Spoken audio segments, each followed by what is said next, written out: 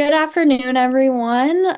Thank you all for the presentations so far. They've been great. My name is Chloe Rossi, and today I'm presenting my culminating project called Climate Change in Food: Roles, Responsibilities, Gaps, and Interconnections in British Columbia. And I completed my practicum with the Food Security and Healthy Eating team at the BC Centre for Disease Control.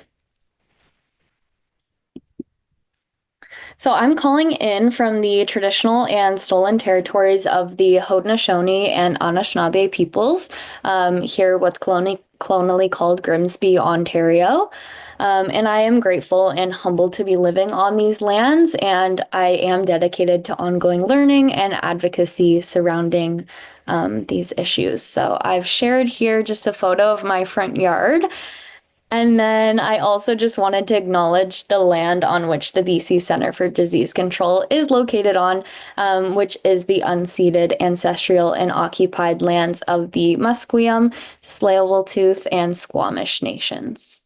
So thank you. So the BC Centre for Disease Control is a program of the Provincial Health Services Authority, and I completed my practicum within the healthy eating and food security programs, specifically within the prevention and health promotion department. So just wanted to share their vision as well, which is to boldly create an equitable, anti-racist, and culturally safe health system where everyone thrives with values of compassion, respect, equity, courage, and innovation. So just a brief introduction and rationale for the project. So as many of us probably know, climate change is an increasing public health concern and a growing area of focus for public health professionals. This is because climate change has serious implications for individual, population, and planetary health, and certainly exacerbates health-related risks for everyone. Something that isn't talked about much is the bidirectional relationship between food systems and climate change. So both climate change and food systems impact each other in significant ways. So for example, food systems are highly sensitive to the climate, like extreme weather events, and food systems can also be a catalyst of climate change due to greenhouse gas emissions, land degradation, and deforestation. So there is increasing interest to determine the roles and responsibilities of public health professionals who are working in food security, healthy eating, nutrition, food skills and literacy, and climate change adaptation. So incorporating that together. So the Food Portfolio Guiding Group at the BCCDC expressed interest in exploring these roles and solidifying the importance of incorporating climate change adaptation and mitigation within the current work that they're doing related to food. And because of this bidirectional relationship, there are profound opportunities to clarify roles and responsibilities and to identify how we can strengthen roles as well as partner and collaborate together on these issues. So I completed a environmental scan to discover this, which aimed to explore what the roles and responsibilities are of public health professionals currently working in food security, healthy eating, nutrition, food skills, literacy, and climate change adaptation, and also what were the current gaps, barriers, and opportunities for change. So to attempt to answer these questions, I was able to complete 9 semi-structured interviews with participants from various health authorities across British Columbia who were working in those identified areas. So just some methods. So firstly, to determine what the project looked like and if there was interest in exploring this topic, we created a food portfolio guiding group with members from the food security, healthy eating, and food skills for families teams. And we did determine that there was interest in exploring this. So moving forward, they aided me with helping to develop an interview guide and consent form, which was then approved by the privacy team at BCCDC. And I also completed a preliminary literature review to support the intro and rationale behind this project. I was then able to reach out to participants via email and completed 9 interviews via Microsoft Teams. So from these transcripts, I was able to complete thematic analysis to identify and analyze themes within the discussions and apply meaning to those identified. So 53 different themes were identified and organized into 6 overarching themes, which were based on the interview questions asked. And then nearing the end of my practicum, I was able to present to the Prevention and Health Promotion Department and the Health Authority Food Security Committee, welcomed any informal feedback, and then completed a guiding report for BCCDC specifically to determine how they could work to continue this in a good way. So then I really wanted to focus on the findings, results and findings of the environmental scan and these 6 overarching themes here. So firstly, exploring roles and responsibilities, many felt that their role shifted from a project-focused role to more exploratory role. And what this looked like was supporting their community and the regions they were in, increasing capacity for change, providing health evidence, whether that be to tables or committees they sat on, and that to influence local policy as well.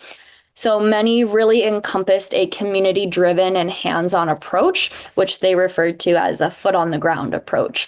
And this also looks like fostering community relationships, aiding with food skills, literacy, preservation, facilitating connections to community gardens, contributing to conversations around programming, policy, and interventions.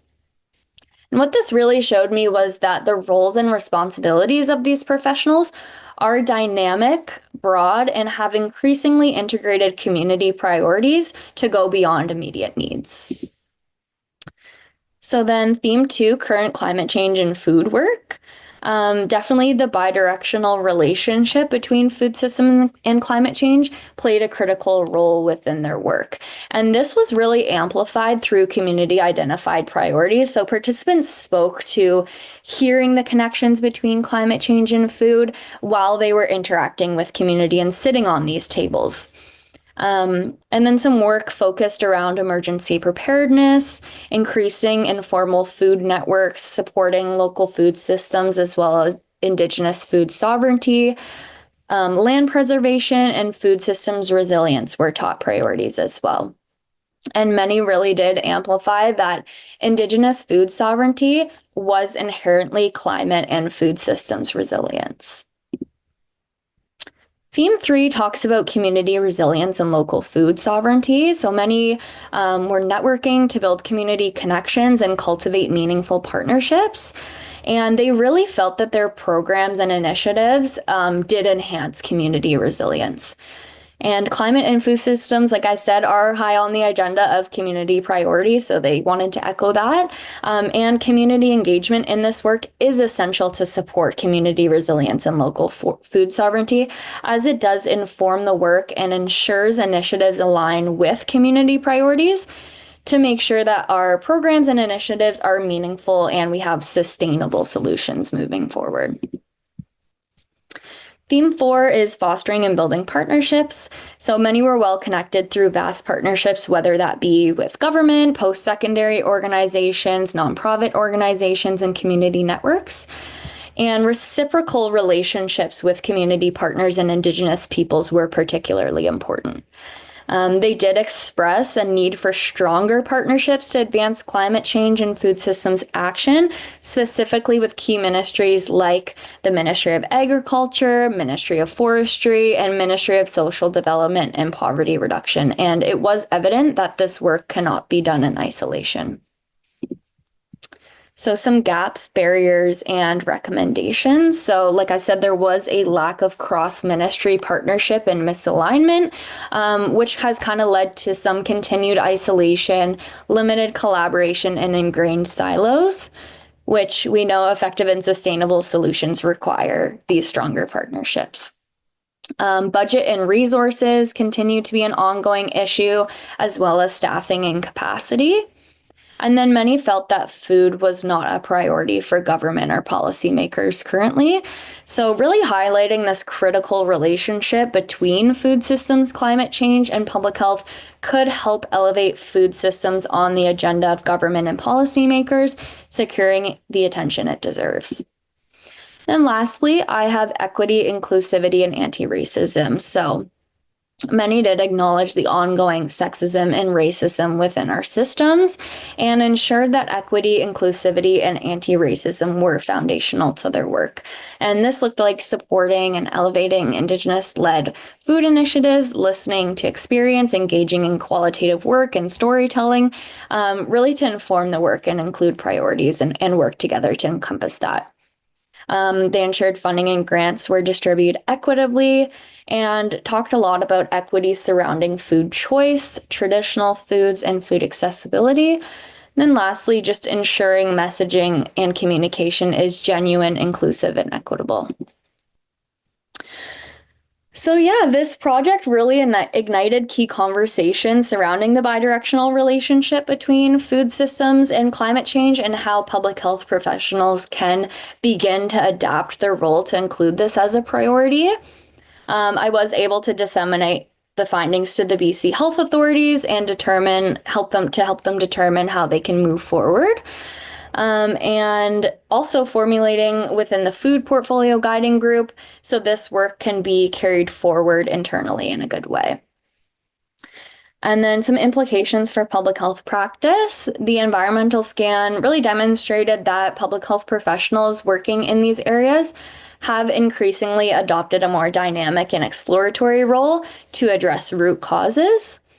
Many recognize the importance of the interconnections between food systems, planetary health, and climate change, and are beginning to explore how they can incorporate this within their own work. And it was evident that creating strong, diverse, and lasting partnerships across sectors and ministries is crucial for the sustainable collaboration, equitable policy, and also to strengthen community resilience. And then lastly, it is crucial to center decolonization, anti-racism, and equity within this work, as climate change and food insecurity often expose deep-rooted societal, cultural, and environmental inequities. So thank you so much. Special thanks to my two supervisors, Janelle Hatch and Nicole Spencer from the BCCDC. Thank you so much for sharing your passion for this work. Special shout out to another student, Emma McFarland. She completed her practicum alongside me and the Healthy Eating team at BCCDC. And thank you, Dr. Muir, as well, and the rest of the UVic faculty for your support. And then I just welcome any questions. Thank you.